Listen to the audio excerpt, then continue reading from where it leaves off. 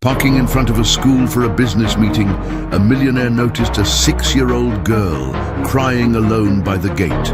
Moved by an inexplicable compassion, he approached her and gently asked what had happened. With a trembling voice full of fear, she whispered, "Uncle, I'm afraid to go back home."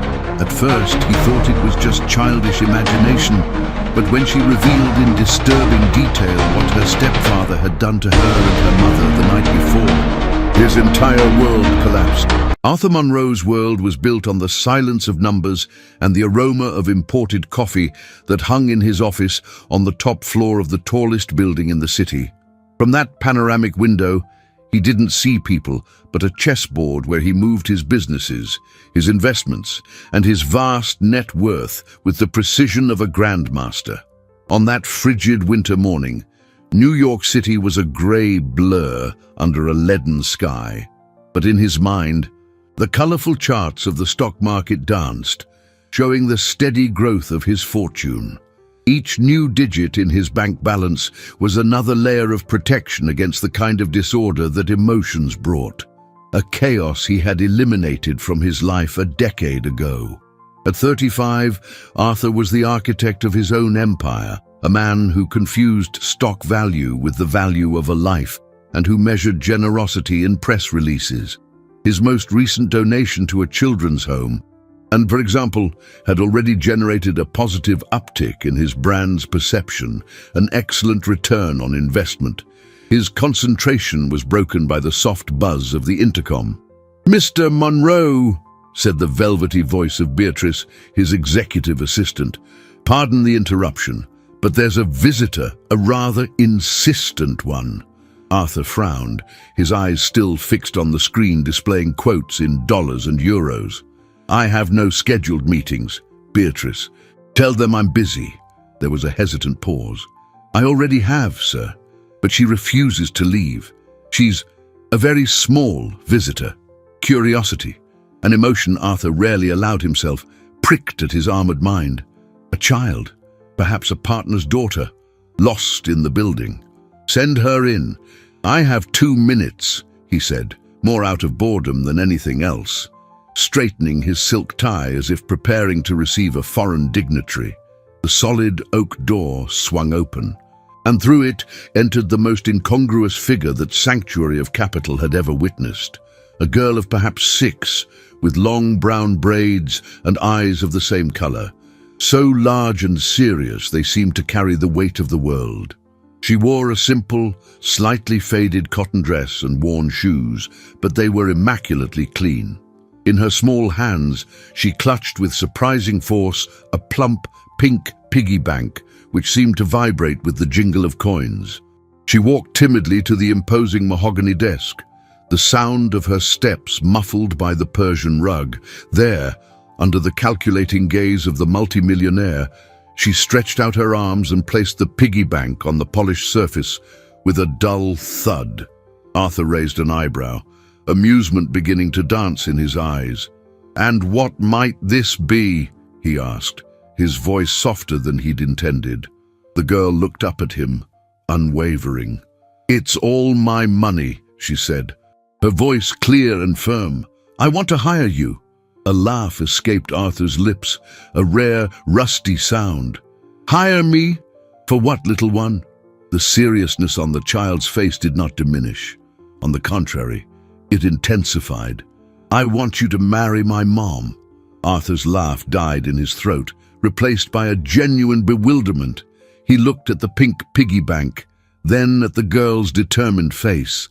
The situation was so absurd it felt like a fever dream.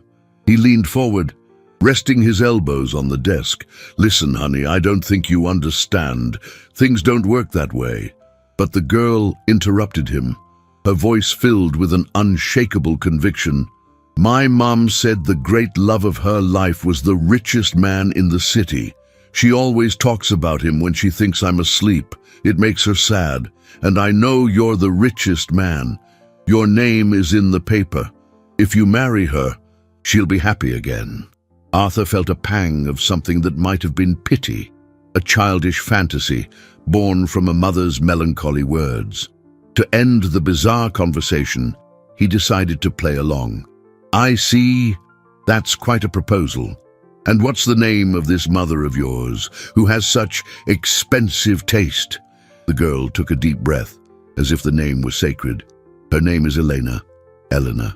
The name fell like a stone into the silent well of Arthur's memory, and the shockwaves rippled through every fiber of his being. The air grew thick, heavy, and the luxurious office, with its glass walls and view of the empire he had built, suddenly felt like a cage. The monitors displaying the constant flow of his capital, the rise and fall of stocks that dictated his mood, became an insignificant blur. His entire net worth, his vast fortune accumulated in dollars, gold, and crypto, seemed to evaporate before that name. That small, serious face staring at him from across the desk. Time stopped. For an instant, he was no longer Arthur Monroe, the ruthless billionaire, but just Art, the college kid with more dreams than dollars, holding the hand of a girl named Eleanor under the campus trees, promising a future he himself would destroy. The memory came with the force of an avalanche. He saw her clearly, her smile, the way her hair fell across her face when she laughed, the sparkle in her eyes when she talked about her plans to become a teacher. They shared cheap takeout and million-dollar dreams. She believed in him, in his ambition, but she never imagined that same ambition would exclude her from his life. He remembered the night it all ended, the internship offer overseas, the golden opportunity to start building his business. "It's just for a little while, Elena," he had lied, as much to himself as to her. "When I get back, we'll have everything." But he never came back. Success consumed him. Every profit, every dividend was another brick in the wall he built between his present and his past. He left her behind, answering her letters and calls less and less, until silence became the final answer. He chose wealth over love. "Sir?" The girl's voice brought him back to the cold reality of his office. He blinked, his heart hammering against his ribs. The child was still there, watching him with worried curiosity. He had to say something, do something. His mind, usually so sharp at closing deals, was paralyzed. He pressed the intercom button, his hand trembling slightly. "Beatrice, please come to my office." His assistant entered seconds later, her professional gaze faltering at the unusual scene. "Beatrice, please take this young lady to the break room. Offer her some juice, cookies, whatever she wants, and find out how she got up here." He spoke without taking his eyes off the girl, who looked at him with a doubtful expression, as if fearing her business proposal had been rejected. "I'll be right back," he told her, his voice hoarse. When the door closed, leaving him alone again, Arthur collapsed into his leather chair. The pink piggy bank seemed to mock him, a monument to his colossal failure. He picked up the phone, not to call his brokers or partners, but a number memorized for discreet emergencies. "Marcus, it's Arthur. I need you to find someone for me, now." He gave Elena's full name, his voice tense. "I need everything, where she lives, what she does, everything. It's urgent." On the other end of the line, the private investigator, accustomed to digging up dirt on competitors and running background checks, sensed the gravity in his client's voice. "Consider it done, Mr. Monroe." Arthur hung up and began to pace, a caged beast in his own ivory tower. Every minute of waiting was torture. What had happened to Elena all these years? Why was her daughter here, offering her life savings to buy her mother a husband? Guilt, a feeling he thought he had buried under layers of success, ate at him from the inside. The phone rang shrill, cutting through the silence. It was Marcus. Arthur answered on the first ring, his heart in his throat. "Did you find her?"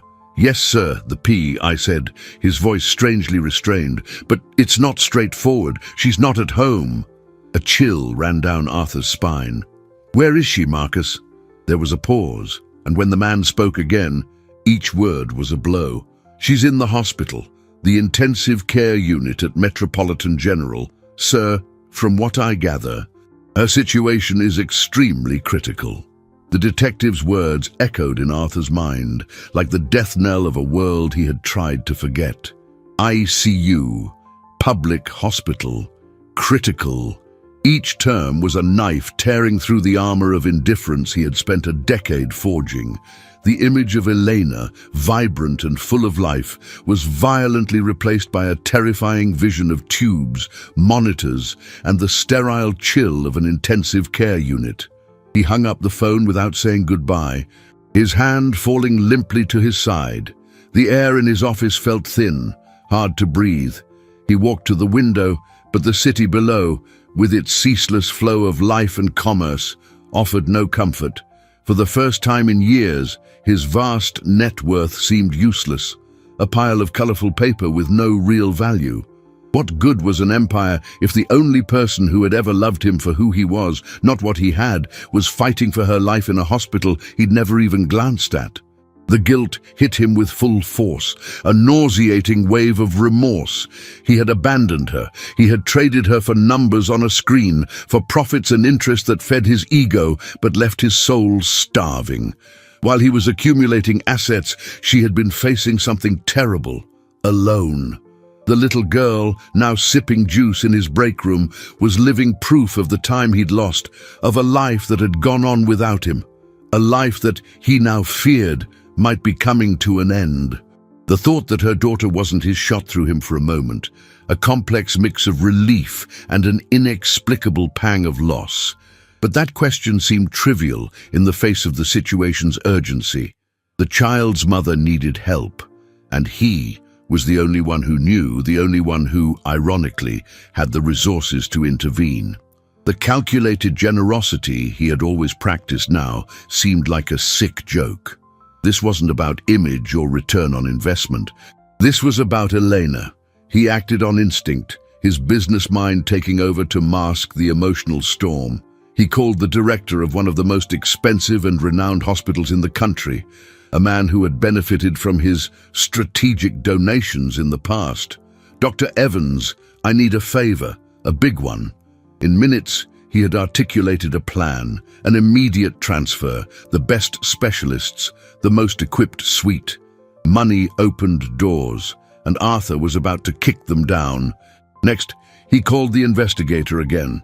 "Marcus, I want you to go to the public hospital, find out the exact diagnosis, the name of the attending physician. I want all the information, but be discreet. No one can know I'm involved. No one." Discretion was crucial. He didn't want Elena, if and when she recovered, to think this was an act of pity or an attempt to clear his guilty conscience. For now, he would be an anonymous benefactor.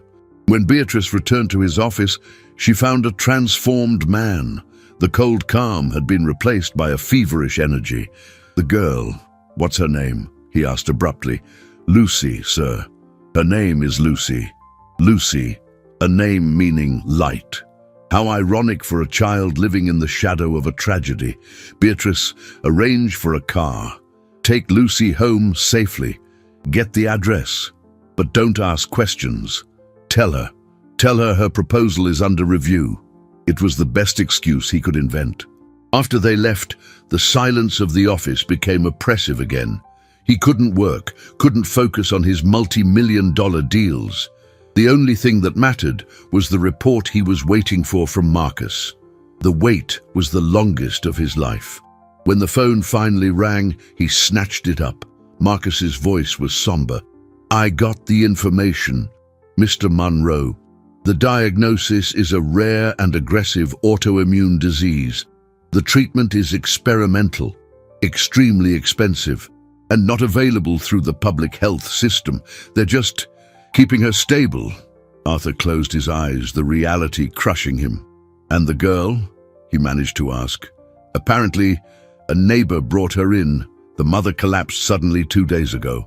The girl stayed with this woman, but this morning she just disappeared. The neighbor didn't know she'd come here." The desperation of that child, setting out alone across the city to try and save her mother with a piggy bank, broke something inside Arthur. Without a second thought, he grabbed his coat. "Send me the hospital's address. I'm going there now. Metropolitan General Hospital. was a world apart from Arthur's sterile, luxurious one.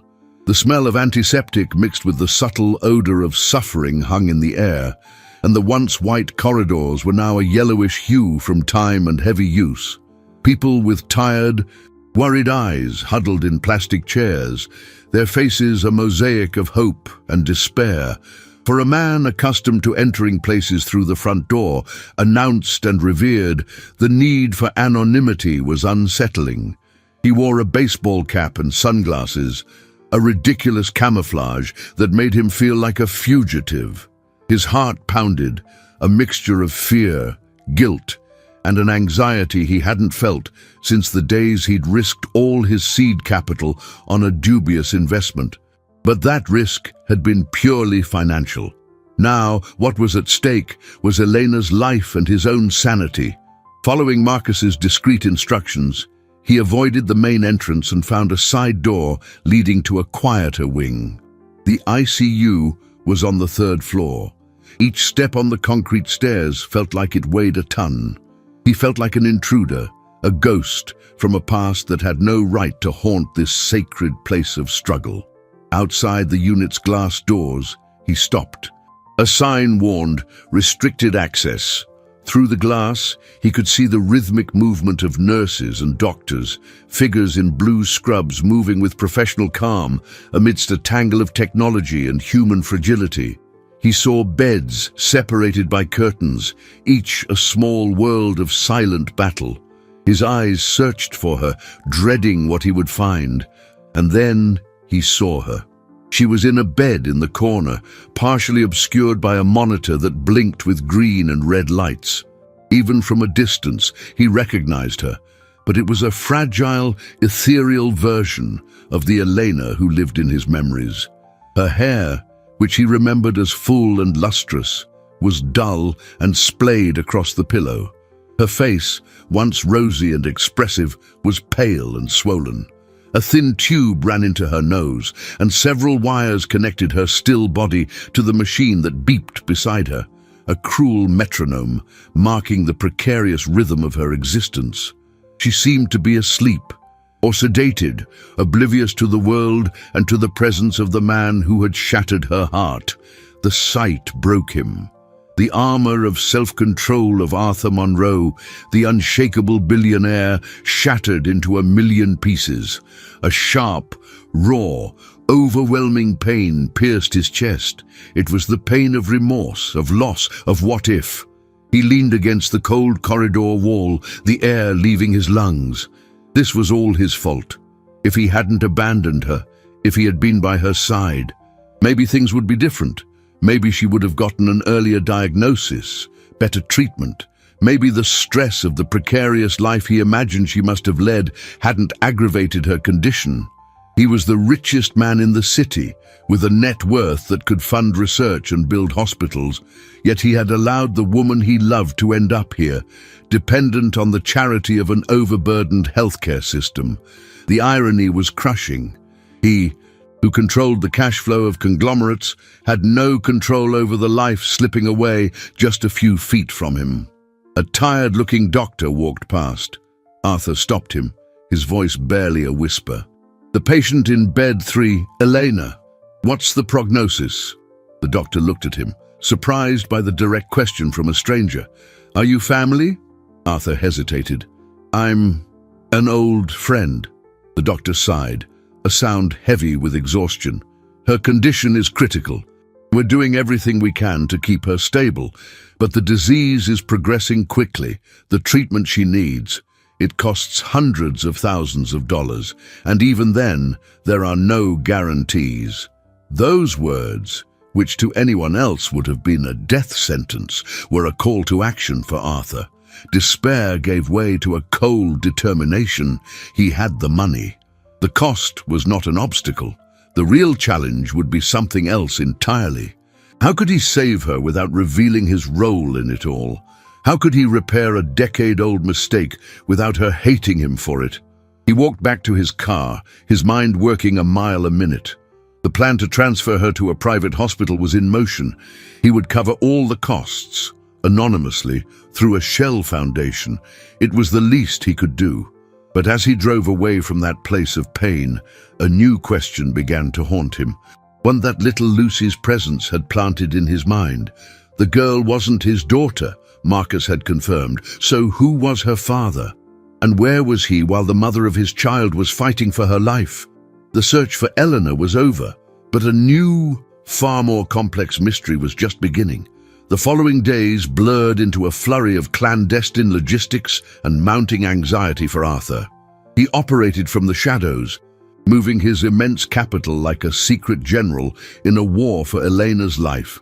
Through a newly created foundation, with lawyers and intermediaries ensuring his anonymity, he orchestrated her transfer from the public hospital to the most advanced suite at Mount Sinai Hospital, a fortress of cutting-edge medicine he himself had helped fund in the past.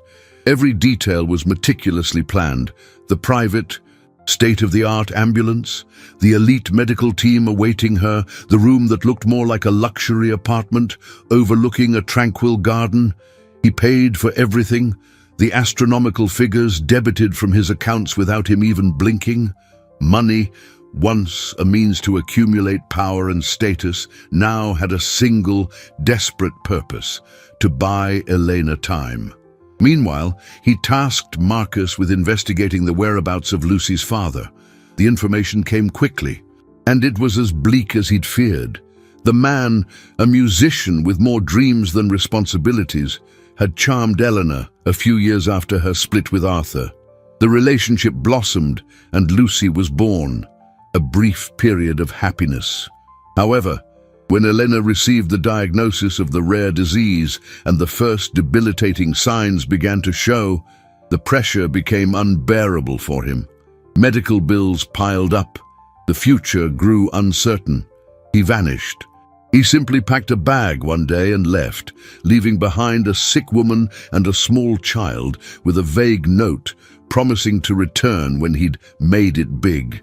He had abandoned his family, leaving Elena to fight the disease and poverty alone.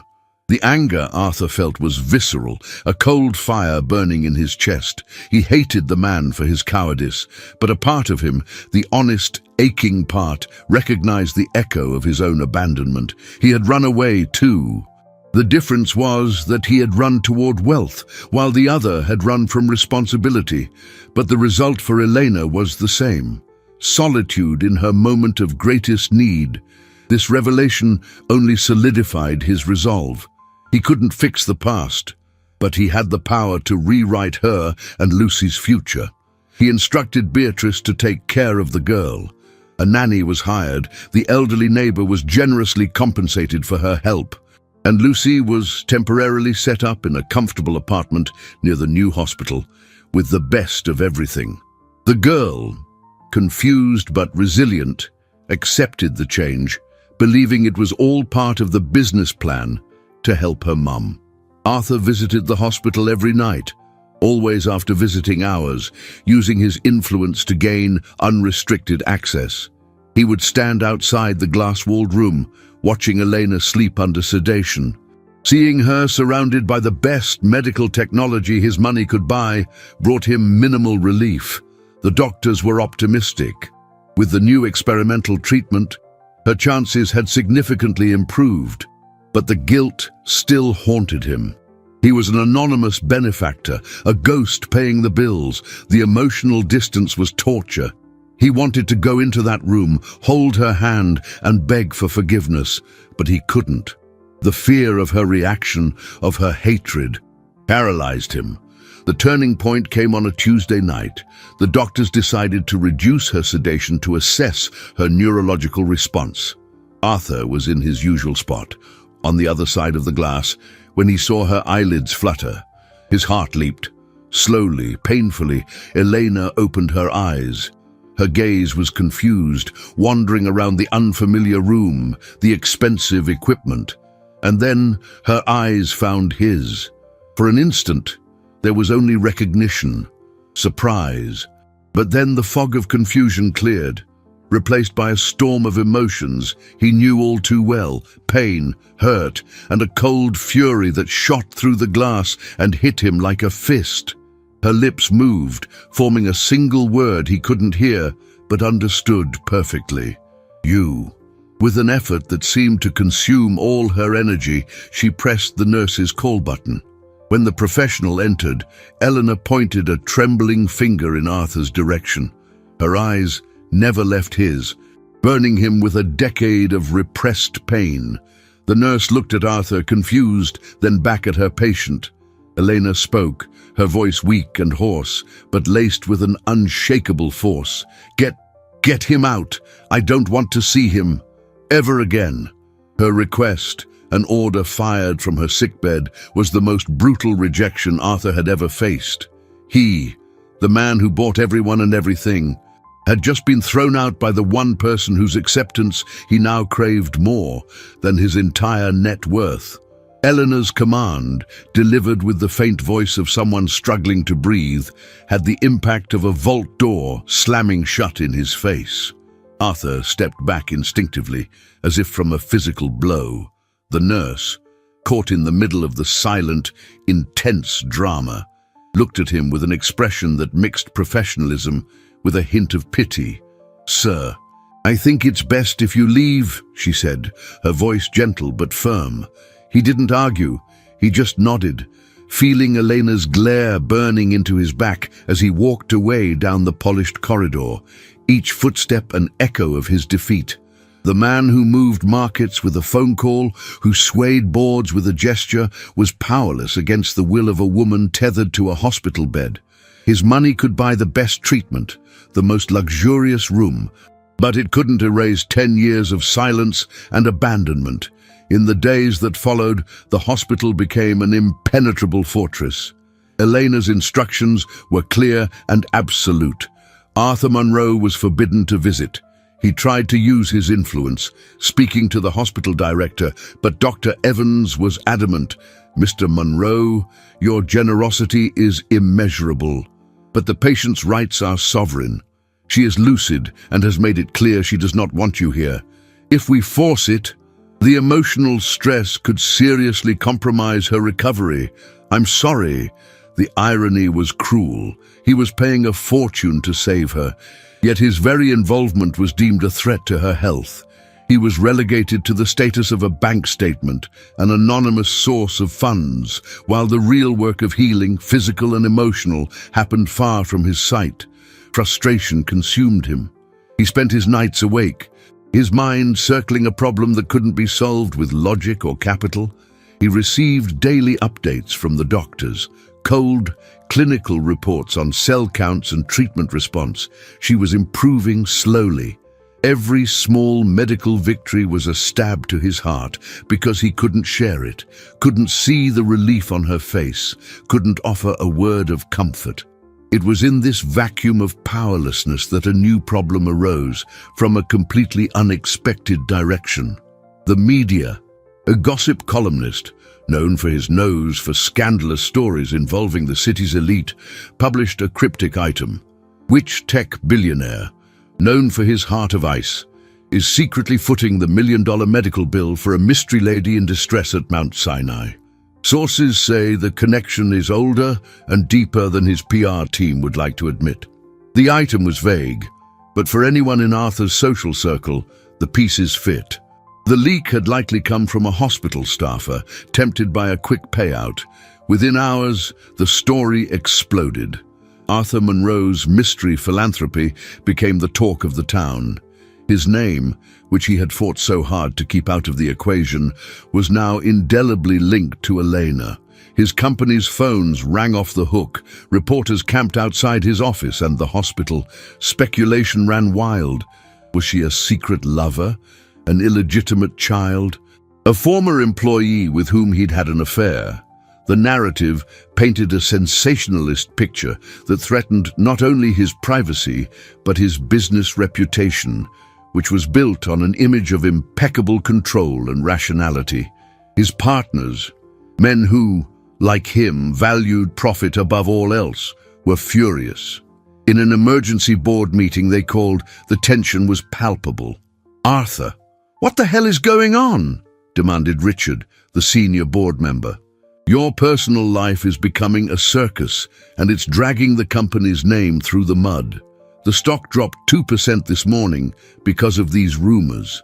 Our investors are getting nervous." Arthur tried to defend himself, talking about privacy, a personal matter. But they didn't want excuses, they wanted damage control.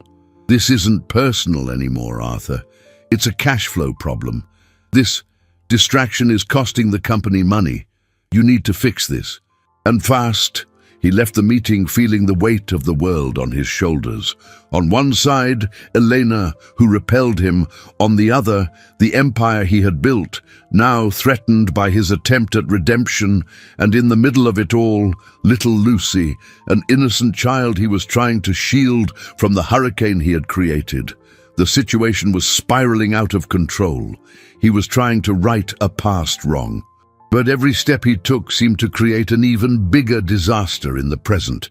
And worst of all, at the hospital, oblivious to the scandal swirling around her, Elena had begun to regress. The stress of seeing Arthur's name in the news, linked to her so publicly, was taking its toll.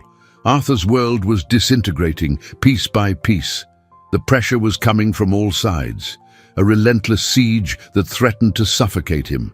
His partners treated him with a cold suspicion. The media painted him as a character in a soap opera.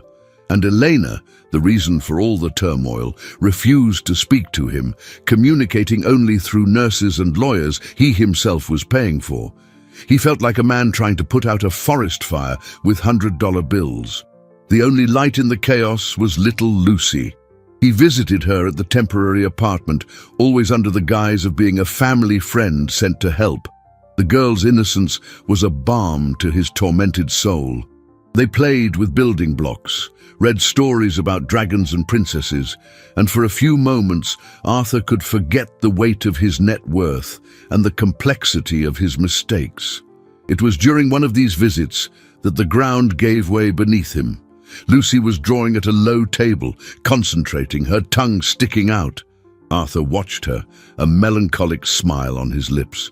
"What are you drawing, little star?" he asked. Lucy held up the paper with pride. It was a drawing of 3 stick figures, a woman with long hair, a tall man, and herself in the middle, all holding hands under a smiling sun. "It's Mommy, you and me," she said with the devastating simplicity of children. Arthur's heart constricted. "Lucy, we've talked about this. I'm just a friend." She cut him off, her gaze serious and reproachful. "I know, but Mommy needs you. She used to be so sad. She had some old letters kept in a shoebox. Sometimes she'd read them and cry, they were yours." Arthur felt the air leave his lungs. Letters. He had never received any letters from her after the silence fell between them. He had assumed she'd given up, moved on. "What letters, Lucy? Are you sure?" The girl nodded vigorously. "Yes, they were for you. She wrote a bunch, a long, long time ago. She told me once it was when she found out she was sick. She wanted to tell you, but the mailman always brought them back. Said the address didn't exist anymore." The floor opened up. An abyss of terrible possibilities revealed itself. The time Lucy mentioned coincided exactly with his company's international expansion. He had moved to a new address, a high-security corporate campus, and the old office, where Elena had likely sent the letters, had been demolished. Her messages, her pleas for help, her silent screams had never reached him. They had returned to her, stamped with the cold indifference of the postal service, address unknown, just as he, to her, had become unknown. The revelation hit him with the force of a freight train. It wasn't just abandonment, it was negligence. He, so obsessed with building his business, with growing his fortune, hadn't even bothered to keep a line of communication open, a bridge to his past. He had burned the bridge and blamed Elena for the silence. The guilt he'd felt before was a pale shadow compared to the monster that now devoured him. She hadn't just suffered in silence. She had tried to reach him. She had reached out when she discovered her illness, when she needed support the most. And he, in his ivory tower, had been unreachable. He stood up, his mind spinning. He had to find those letters. They were the proof, the key to understanding the depth of his failure. "Lucy, where did your mom keep this box?" he asked, his voice tense. "In the back of the closet, behind the winter coats," she replied, oblivious to the storm she had just unleashed. He didn't wait. Leaving Lucy with the nanny and a mumbled excuse, he drove to Elena's old apartment, for which he had discreetly obtained a key. The place was simple, humble, but impeccably tidy. Every object seemed to tell a story of struggle and resilience. He went straight to the bedroom. He opened the closet and, with a hammering heart, found the shoebox exactly where Lucy had said.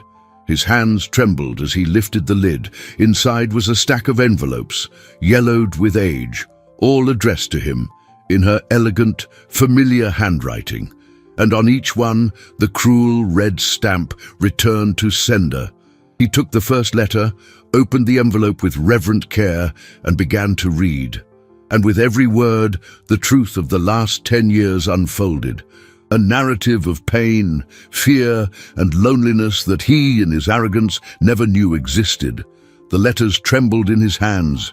The paper was thin and fragile, almost crumbling to the touch. But the words written in Eleanor's script were indelible, burned into his conscience. Sitting on the floor of her small apartment, surrounded by the faint scent of lavender and the quiet of a life lived without him, Arthur read the chronicle of his own failure. The first letter was hesitant, full of cautious hope. She wrote about the diagnosis with a palpable fear, but also with the belief that if he knew, he would be there. "I know it's been a long time, Art," she wrote, "but I didn't know who else to turn to. I remembered our promises." The following letters grew more urgent. The disease was progressing, the doctors were puzzled, the bills were starting to pile up. She described selling a small gold ring her grandmother had given her, the tightening budget, the difficulty of continuing to work. And in each one, the painful confusion. "My letter came back again. Did you move? Why didn't you tell me?" The last letter was different. There were no more pleas for help, just a sad, profound resignation. It was a farewell. "I get it now, Art. You've built a new world for yourself, one where I don't fit. I hope your fortune brings you the happiness you were looking for. I'll be okay. I have to be okay for a new light that has come into my life." The mention of Lucy, written before she was even born, was the final blow. He hadn't just abandoned her to her fate with a terrible disease. He had forced her to find the strength to carry a new life alone. Believing the man she loved was deliberately ignoring her. His entire empire, his billion-dollar assets, his investments in stocks and treasury bonds, it all felt like toxic waste in that moment. They were monuments to his ignorance, his selfishness. The liabilities on his corporate balance sheets were nothing compared to the unpayable debt he owed her. He folded the letters with surgical care and placed them back in the box, as if they were sacred relics. The air in the apartment felt heavy, thick with years of unsaid suffering. He stood up, his legs weak. The image of the media scandal, of his furious partners, evaporated. None of it mattered. The only thing that mattered was the truth in that shoebox. The narrative the world was building about him, the mysterious philanthropist, the billionaire with a secret heart, was a merciful lie. The truth was much uglier. He was a coward who, through negligence, had silenced the distress calls of the woman he loved. Elena's ban on seeing him now made terrible sense. She didn't just hate him for leaving, she hated him for ignoring her in her moment of greatest desperation, or at least that's what she believed. A new urgency seized him, a desperate need to set the record straight, not for the world, but for her. He could no longer hide behind anonymous donations and intermediaries. He needed to look her in the eye and tell her the truth. He needed her to know he wasn't a monster who had received her pleas and thrown them away. He was just a fool blinded by ambition, but not a monster. It was a crucial distinction, perhaps the only thing that could salvage a fragment of his soul. He took the shoebox. It was his evidence, the only defense he had, With a determination he hadn't felt in years, he left the apartment and sped toward Mount Sinai Hospital. The rules, the prohibitions, her wrath, none of it mattered anymore. He would break through every barrier to get to her. He would bribe, beg, force his way in if he had to. Arriving at the hospital, he bypassed the front desk and used his knowledge of the service entrances to get to her floor. He stopped in front of her room door, heart pounding against his ribs, the shoebox clutched to his chest like a shield. He took a deep breath, raised his hand, and, ignoring all warnings, pushed the door open and walked in. The room was bathed in the soft twilight, the glow from the monitors casting an eerie light on the walls. Elena was sitting up in bed, propped against pillows, reading a book. The improvement in her appearance was remarkable. The sickly pallor had given way to a healthier tone, and her eyes, though still tired, held a spark of their old vitality. She looked up as the door opened, and upon seeing him, her face became a mask of ice. The book fell from her hands onto the blanket. "And what are you doing here?" she hissed, her voice low but sharp as broken glass. "I said I didn't want to see you. Call security." Arthur didn't move. He closed the door behind him, the soft click sounding like a final judgment. He took a step forward, holding out the shoebox like an offering. "Elena, please, you have to listen to me. Just 5 minutes." "Listen to what?" she retorted, bitterness dripping from every syllable. "More lies, more empty excuses. Do you have any idea what your sudden appearance has done? My name is all over the papers. I'm the mystery mistress of the great Arthur Monroe. People look at me with pity, with contempt. You've turned my fight for life into a circus sideshow." The pain in her voice was palpable, and every word was a dagger in Arthur's heart. He deserved it, and more. "I know. I'm so sorry for that. I never wanted any of this to happen," he said, his voice hoarse. "But that's not why I'm here. I'm here because of this." He approached the bed and carefully placed the shoebox at her feet. Elena stared at the box, her brow furrowed in confusion. She recognized it instantly. A shockwave passed over her face. Where did you get that?" "Lucy told me about them," he explained, his voice thick with emotion. "Elena, I swear on everything holy, I never received a single one of these letters. I never knew you tried to contact me. I never knew you were sick." He watched her face, searching for any sign that she believed him, but what he saw was a profound skepticism, a wall of mistrust built over a decade of pain. "How convenient, Arthur," she said, a humorless smile twisting her lips.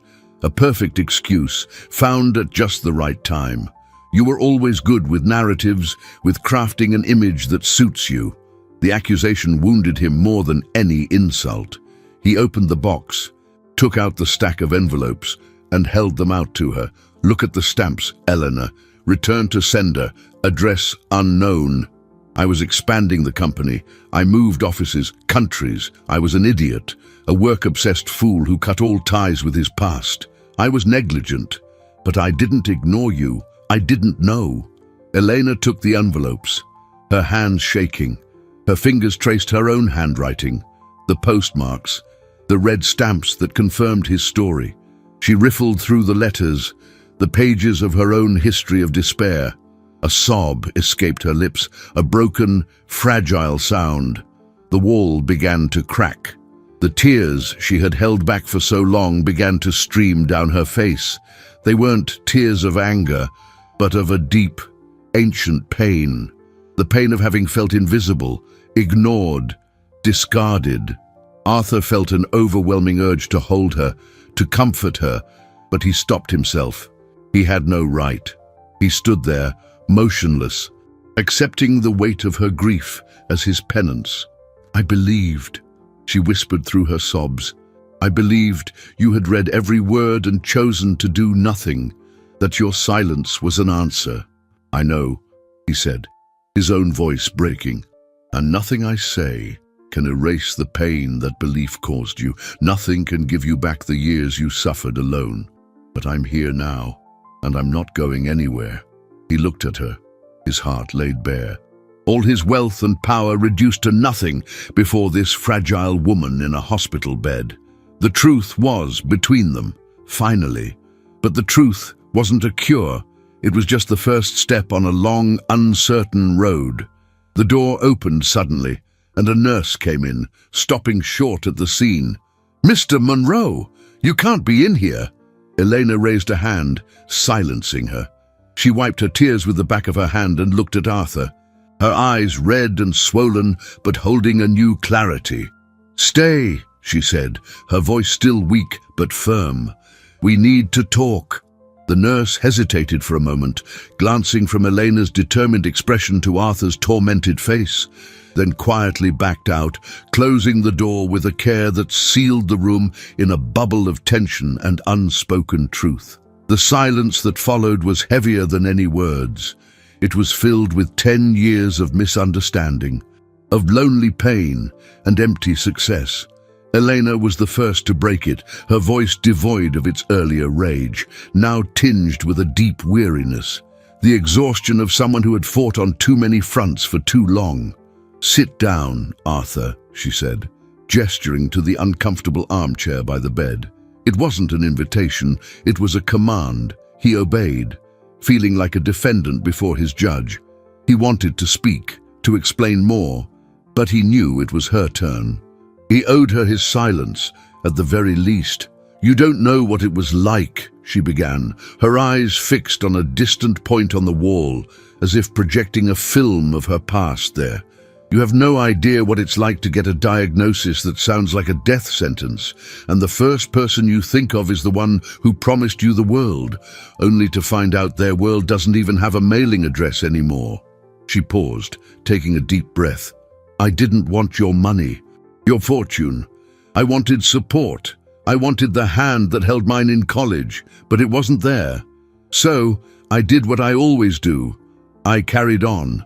I got a second job, cleaning offices at night after I finished teaching school. I was always tired, Arthur, a bone-deep kind of tired. Every word was a blow. He could picture her, exhausted, struggling to keep her head above water while he, at the same time, was celebrating his company's IPO on the stock exchange, toasting with expensive champagne. "When I found out I was pregnant with Lucy, it was terrifying and wonderful all at once," she continued, a soft light entering her eyes at the mention of her daughter's name. "She gave me a reason to fight harder. But it also meant more bills, more fear. Her father, he couldn't handle it. And I don't blame him. It was too much pressure." Arthur clenched his fists, his anger at the other man mixing with his own shame. "While you were probably worrying about the yield on your bonds or the price of Bitcoin, I was worrying if I'd have enough for rent and medication in the same month. Your wealth, the kind the papers celebrate, was a parallel universe to me. A universe you kicked me out of." "I didn't kick you out, Elena. I got lost," he tried, but she held up a hand, cutting him off. It doesn't matter what the verb was anymore. The result was the same. I was alone. The conversation was interrupted by a soft knock. It was the same nurse. "Sorry to interrupt," she said gently, "but Ms. Elena's blood pressure is a little high. I think that's enough excitement for one day." Arthur stood immediately, guilt washing over him again. He was hurting her. "You're right. I'll go." He turned to Eleanor, his gaze pleading. Can we talk again tomorrow?" Eleanor looked at him for a long moment, then gave a barely perceptible nod. It was the most he could hope for. As he left the room, the nurse walked with him down the hall. "Mr. Monroe, your little Lucy was here earlier," she commented in a low voice. "She's a lovely girl, full of imagination." Arthur smiled. "Yes, she is." The nurse hesitated, her expression growing more serious. "She's been going around the corridors, talking to other patients. She tells them her mom is all better and that you're going to take them to live in a castle. Some of the families have gotten a bit confused, even upset, by the false hope she's creating." Arthur stopped walking, the blood freezing in his veins. Lucy, in her childish attempt to create a happy ending, was making up stories, spinning a narrative that didn't exist. He had come to the hospital to solve one problem and discovered that while he was trying to fix the past with Elena, a delicate new problem, born from a child's innocence, was blooming right under his nose. The revelation about Lucy's stories added a new layer of complexity to the emotional labyrinth Arthur found himself in. He spent a sleepless night, not just replaying the painful conversation with Eleanor, but also pondering how to address the fantasy Lucy was building. The girl, in her purity, was trying to fix the broken adult world the only way she knew how, with imagination. She was crafting a narrative of hope, but the foundations of that story were fragile and could cause more pain than comfort. The next day, he went to see Lucy before going to the hospital. He found her on the living room floor, building an immense tower of colorful blocks. "Look," she said excitedly, "it's our castle, with a really big room for Mommy to rest in." Arthur's heart ached. He sat down beside her, his voice gentle. "Lucy, we need to talk about the stories you've been telling at the hospital." The girl stopped playing, her smile vanishing. "The stories about the castle?" "Yes, and about Mommy being all better," he said, choosing his words carefully. "I know you want everything to be okay, and I do too, more than anything. But Mommy is still sick. She's getting better. But it's a slow process. And when we tell stories that aren't true, it can confuse people and make them sad." Lucy looked down at her blocks, her lip trembling. "But I just wanted to help," she whispered. "I wanted Mommy to hear and believe she was going to get better soon." Arthur pulled her into a hug, feeling the frailness of her small shoulders. "I know, my little star, and you do help so much, just by being here and loving your mom so much. Your love is the best medicine for her." The conversation was difficult but necessary. He understood that Lucy's lies weren't malicious. They were a coping mechanism, a spell to ward off the harsh reality. Later, at the hospital, he found Elena more receptive. The truth, however painful, seemed to have opened a small crack in the wall between them. They talked for hours, not about the past, but about the present, about Lucy, he told her gently. About the stories the girl was creating. Elena sighed, a sad sound. "She's always been like that. She lives in a world of fairy tales. I think it was her way of coping with my illness, with our hard life." For the first time, they were united by a common concern, like parents. They discussed how they could, together, help Lucy understand the situation without destroying her hope. This conversation built a new bridge between them, fragile but real. However, as one bridge was being built, another was burning. The media scandal, far from dying down, had intensified. Photos of Arthur entering and leaving the hospital were splashed across magazine covers, and his partners, who saw the world through the cold lens of profit and loss, decided the distraction had become too great a liability. Richard, the board's spokesman, summoned him to his office. The atmosphere was glacial. "Arthur, we admire your loyalty to this woman," he began, the word loyalty laced with contempt. "But the company is suffering. Our Asian investors are threatening to pull a multi-billion-dollar investment fund because of the CEO's emotional instability. The board has voted. We want you to step down." Arthur was stunned. "Step down? This is my company. I built it from nothing." "And we helped it grow," Richard retorted, impassive. "And we will not watch it sink because of your personal problems. You have two options. Either you sell your majority stake to the board at a fair price, or we will call a shareholder meeting to have you forcibly removed, citing conduct detrimental to the business. Either way, you're out." It was a corporate coup, cold and brutal. The men he trusted, with whom he'd built an empire, were using his vulnerability to pry him from his own throne. They were using his love for Elena as a weapon against him. He was cornered. If he fought, the battle would be public and bloody, dragging Elena's name further into the mud. If he gave in, he would lose his life's work. As he was processing the ultimatum, his cell phone rang. It was Dr. Evans from the hospital. The doctor's voice was grave. "Mr. Monroe, I need you to come here immediately. Mrs. Elena has had a sudden, severe complication. We had to place her in a medically induced coma." Arthur's world collapsed. Everything was happening at once. The threat of losing his company, Elena's drastic turn for the worse, the social services investigation into his relationship with Lucy that he'd just learned had begun. He was losing everything. The chance to reconcile, the company that was his identity, and now, perhaps, Elena herself.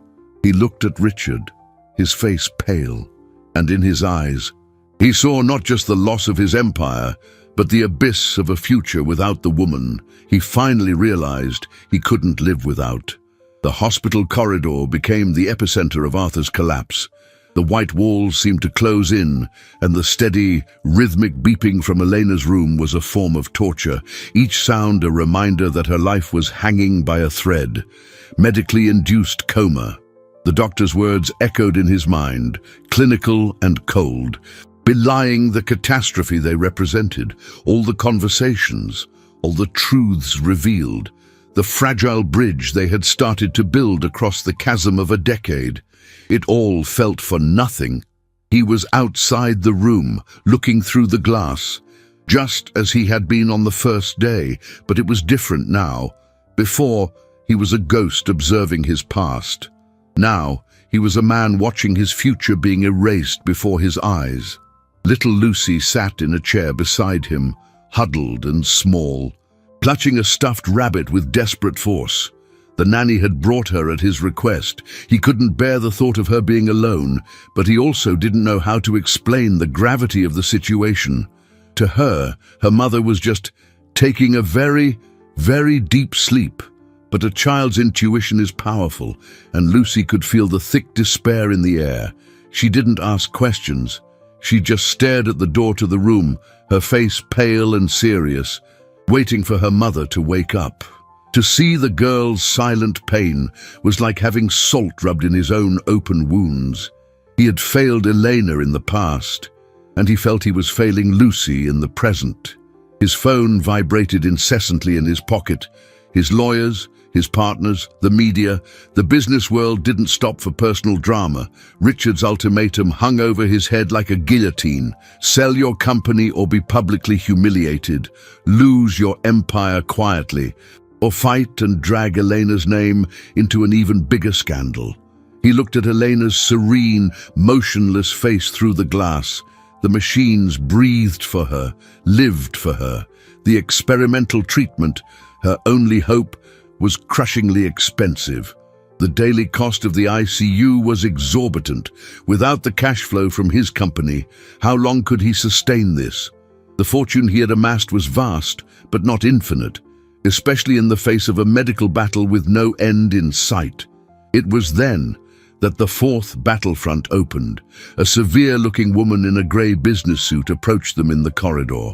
"Mr. Monroe, I'm Ms. Albright from Social Services. We've received anonymous complaints regarding your relationship with the minor, Lucy, and her mother's situation. I need to ask you a few questions." The anonymous complaints had surely come from his partners, a cruel, low blow to increase the pressure. The woman began her interrogation right there in the hallway, her voice quiet but probing. Who was he? What was his relationship to the family? Why was he providing housing and support for a child who was not his relative? Each question was a veiled insinuation, painting him as a suspicious and unsuitable figure. Lucy heard everything, her eyes wide with fear, clinging to Arthur's leg. He tried to answer calmly, explaining his long friendship with Elena. But his words sounded weak against the cold bureaucracy. Miss Albright jotted everything down on her notepad, her face impassive. "We will have to conduct a full investigation. Until then, it may be best for the child to be placed in temporary foster care." The threat of losing Lucy was the last straw, losing Eleanor to illness, losing his company to betrayal. And now, losing the girl to the system. Despair gave way to an icy rage and absolute clarity. He looked at the woman, then at Lucy, and finally at the door to Elena's room. In that instant, everything he had built, his entire net worth, every stock and asset, lost all meaning. They were just tools, and he was about to use the biggest one of all. He took out his phone, ignoring the dozens of missed calls from his lawyers, and dialed his personal banker. "Robert, it's Arthur. I need you to do something for me. Immediately. I want you to prepare the paperwork to mortgage everything. Every property, every stock, every bond. I want to liquidate all of my assets, my entire net worth. I want it all transferred into a single trust fund, the fund for Elena's treatment." On the other end of the line, there was a stunned silence. But Arthur was calm. He was about to make the biggest investment of his life. Not for profit, not for image, but for love. He was betting everything, his entire fortune, on the woman lying in a coma just a few feet away. The act of mortgaging his entire life was surprisingly liberating. As lawyers and bankers moved in a frenzy to liquidate his vast estate, an unprecedented calm settled over Arthur. He was dismantling the empire that had both defined and imprisoned him for a decade. Every signature on a transfer document was a brick removed from the wall around his heart. The news of his decision spread like wildfire through the financial world. His partners were stunned. The move was so radical, so irrational from a business perspective, that they didn't know how to react. Their hostile takeover bid was withdrawn. There was no company left to take, only a man voluntarily liquidating his kingdom for a personal cause. The media, once focused on scandal, now reported the story with a tone of reluctant awe. The billionaire sacrificing it all for love was a far more powerful narrative. With massive capital now secured in an impenetrable trust fund, dedicated solely to the care of Elena and Lucy, Arthur was able to silence the concerns of social services. Ms. Albright, upon seeing irrefutable proof of his financial commitment to the family's well-being, closed her investigation. Lucy would stay with him. It was the first victory amid the chaos, and it gave him the strength to go on. The days turned into weeks. Arthur never left Elena's side. He set up a makeshift office in the hospital waiting room, managing the dismantling of his old life while holding vigil. He read to her, even in her deep sleep, telling her stories of their college days, reminding her of the promises and dreams they had shared. He talked to Lucy, patiently explaining that her mom needed a lot of rest to get better. The girl, seeing Arthur's unwavering devotion, found a new sense of security and stopped her fantasy stories, replacing them with drawings that she taped to the window of her mother's room. The experimental treatment, now funded without limit, began to work. Slowly, almost imperceptibly, Elena's vital signs stabilized. The inflammation markers went down. The doctors, once cautious, began to use the word miracle. And then, on a rainy morning, 6 weeks after Lucy had walked into his office with a pink piggy bank, it happened. Arthur was sitting by Elena's bed, holding her hand, when he felt a faint squeeze of her fingers. He snapped his head up. Her eyes were opening, not groggily or confused, but with a clarity that pierced him. She looked at him, then at her hand intertwined with his. She saw Lucy's drawings on the window, Arthur's tired but present face. "You're," she whispered, her voice weak. "You're still here. I'm never leaving again," he replied. The tears he'd held back for weeks finally streaming down his face. Elena's recovery was gradual but steady. As she regained her strength, she also learned the extent of Arthur's sacrifice. She heard from the doctors about the unlimited fund. She saw the news reports about the end of his empire. She realized the man by her side, helping her with physical therapy and reading to her at night, was no longer the untouchable billionaire, but a man who had traded his fortune for a second chance with her.